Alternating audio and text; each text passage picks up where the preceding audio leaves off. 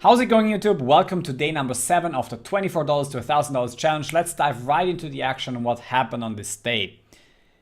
So here we got my holder manager again. Let's have a look at the hands that we marked.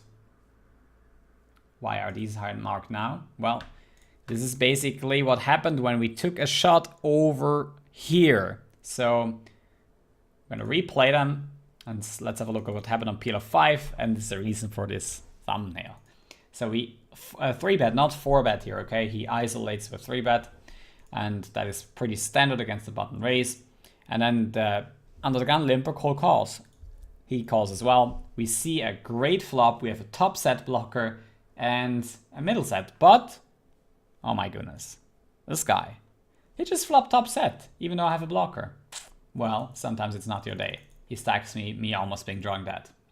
So here, second hand, we have bottom set against a pretty strong draw. Here, check calling, check raising, I think both are fine. When the board has this connectivity, the sets are not all that strong, especially bottom set and a blocker. So yeah, I wouldn't have minded just check calling, and it would be the standard play, especially when a 10 would be a higher card like a queen or a king, because then being set offside is just more likely, and you're not pushing much equity against draws that are clubs, basically. So not super happy with the hand. But yeah, we also lose it in the end. Aces 4-bet, get it in against Jack 10-10 for rainbow and Queen 9-8-6 double suited, which takes it down, unfortunately. Another 14 bucks not going our way, which would have been pretty nice. 4-betting, he has 31% of equity, makes a wrong call here against my 4-bet, flops too good in an SPR1, stacks me with 88% of equity on the flop. So this is the bad beats. Very quickly, in 2 minutes, this is what happened. And then overall, you know, we also had a bunch of good looking hands at PLO2, and I'm going to show you some of them. I want to show you guys some of them as well. I think the other one is just another aces, get it in. Maybe some PLO5 hands too. Here we got the aces, and this hand is really interesting because ace, king, queen, 7 double suited only has 13% of equity. Pre-flop Omaha is very complex when it comes to equity construction, when it goes 4-way all in, and we can see a 40%. Because my aces have, you know, pure equity, even though I don't have to hit an ace. But if the board comes all low cards, I'm going to win with the aces against these holdings, and they share a lot of cards with each other. He has the nut flush draw, but there's 6 diamonds in total, so it's less likely he's going to make the nuts. That's why his nut flush draw has so little value. Also, his queen doesn't have much value since he has queens, and his ace doesn't have much value since I have aces. Now, his 10s here are live. Nobody else has a 10. Also, 10-9-8 is somewhat live, but then also blocked by the Queen Jack 8 player, who could also have some, you know, equity on those boards. So aces clearly looking good here and taking it down this time. Here we got aces again. And this is very important, also an interesting hand for you guys. If you play small stakes or micro stakes, you can see that a lot of people are sitting with 38 cents. So you want to make the gap raise. The gap raise, you know, works like this. If I raise to a too big of amount and he pushes, then everyone else gets to see the flop for like, you know, 45 cents. But what we want to do here is we want to raise it to a small amount, 26 cents, which is 38 cents divided by 2. That's 19 cents plus 7 cents. That's 26.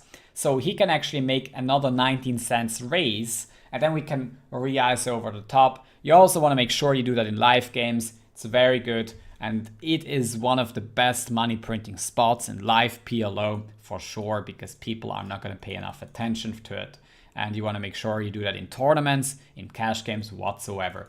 This is very important. Now, ace, king, queen, 4, single suited, good enough hand to be peeling here, in my opinion, especially when you flop the nuts. We also don't have that great equity because he has aces, but he was very short. But on the other hand, you know, we are going to see exactly what flops are good for us. It's the 2-pair flops, the diamond flops, and on a lot of flops that we have 0 equity on, like 6, 7, 8, we're just going to check fold. So easy check and then raise all in and taking down the spot with a lot of equity. Aces again, get it in on the flop, taking it down. Not that spectacular, but obviously happy to take the money. Here, very interesting because the kings here are really relevant. I rather have ace, king, king, jack than ace, ace, king, jack because the kings, there are two blockers to the queen 10 straight, which is the most likely draw that he wants to pot size bet here. I have a jack blocker, which is really important to check raise here because it blocks top set and the top two pairs that I really don't want to see my opponent's hand. The SPR is also not super high, so I'm happy to check raise getting it in here against a wide range of 49% VPIP before the flop. And we're 65%, pretty happy with that decision and that outcome. So here we got top set, raise right away, get it in on the turn against a combo draw, 73%, taking it down. Now, we go to the reports tab. We'll look a little bit about what we've learned. Same as last time, as wrapping it up and not just making it about hand histories only. And you can see that when we played No Limit Hold'em, we actually had the bigger win rate than in PLO so far. It's just a small sample, but the thing is, in No Limit Hold'em, I play more hands an hour. The challenge is going to be pushed forward more quickly, right? So I might actually be playing a little bit more No Limit Hold'em in the next few days and see how it goes. Because in PLO, I might have just run bad, but also the swings are bigger. And because the bankroll is still at the start, I have to make sure the swings don't get too crazy because I don't want to get stuck on PLO 2 for another 3-4 days. I want to, play as much of the 5 cent limits as possible so I can make these $1,000 happen in 30 days. 8 BB per 100 here. It's certainly not terrible, but at the same time, not really happy about it because it's some micro stakes. And even though rake is high, I should be doing a little bit better. So this is the overall picture that I have. Unfortunately, also you can see the cash results graph here. These are the 1400 hands and the 5 cent limit. Pretty unfortunate, but that's going to happen. That's variance. And, even though that's probably the 5% of worst outcomes, that's it. And that's, unfortunately part of the game, costing me a third of my bankroll. I would be up at $200 if I just played 2 cents limit, probably, but this is it. So I want to thank you guys for watching. Don't forget to hit the thumbs up down there and subscribe to the channel because this really helps the channel to get noticed and to get the message out there how to launch these bankroll challenges and how to do it yourself because I want to inspire people to do the same, trying to take a small amount and run it up to a bigger amount in their free time as recreational players. And I really think if you stick to the things that I'm teaching here, I'm showing you guys in this video, you can do the same.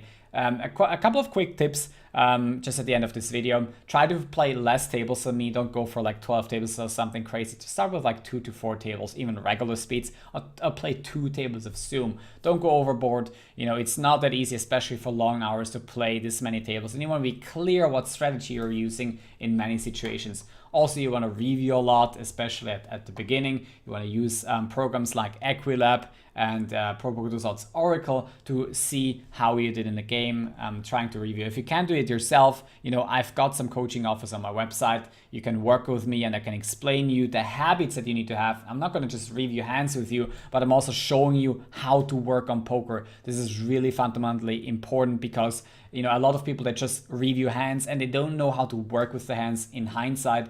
And not knowing how to do it is obviously way worse than just knowing like how to play a single hand and how you could have won a particular hand. So again, thanks for watching.